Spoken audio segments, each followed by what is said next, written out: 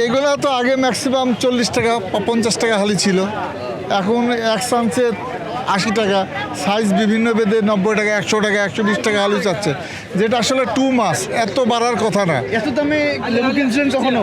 না না না, এরকম দামে আসলে এইবারই আমার কাছে মনে হচ্ছে আসলে অতিরিক্ত দাম বেশি, কিন্তু এত দাম বাড়ে না, হয়তো বাড়ে 10 টাকা 20 টাকা বাড়ে, কিন্তু এবার অতিরিক্ত বেশি মনে হচ্ছে দাম। এই লেবু তো ওই যে রমজানে শরবতের কাজে লাগে যখন ইফতার করেন, হ্যাঁ হ্যাঁ, তো এই সময় তো চাহিদাটা বেড়ে যায়। চাহিদা থাকে, কিন্তু তাই বলি যে এত দাম হয়ে যাওয়ার কথা না তো, এই মানে 2-4 দিনের ডিফারেন্সে আসলে এত। সর্বশেষ লেবু কবে কিনছিলেন? আমি লাস্টটা কিনছিলাম 1 সপ্তাহ আগে, তখন কত কিনছেন? তখন আমি কিনছিলাম 40 টাকা হালি। প্রত্যেক রমজানেই থাকে এরকম, রমজান আসলে আমাদের দেশের সব জিনিসের দাম বাইরে যায়। আজকে যা দেখলাম যে লেবু 80 টাকা, সর্বোচ্চ 80 টাকা করে আমার চোখে পড়লো আর কি এখন।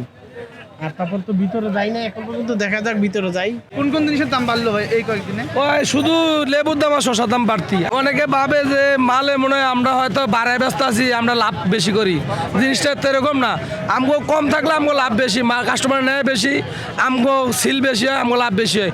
কিন্তু অনেক মনে করেন যে 20 টাকা আলি থাকলে বা 30 টাকা আলি থাকলে মানুষের 2 আলি 3 আলি করে নিত, মানে 1 আলি দাম হলে মানুষের মনে করেন আতঙ্ক হয়ে থাকে। 1 আলি লেবুর দাম 120 টাকা 100 টাকা, কয়জনে নিতে পারে? 2টা নেয় 1টা নেয়, তার থেকে আমগো লাভ হয়। আমগো দাম কম থাকলে আমগো লাভ বেশি তো।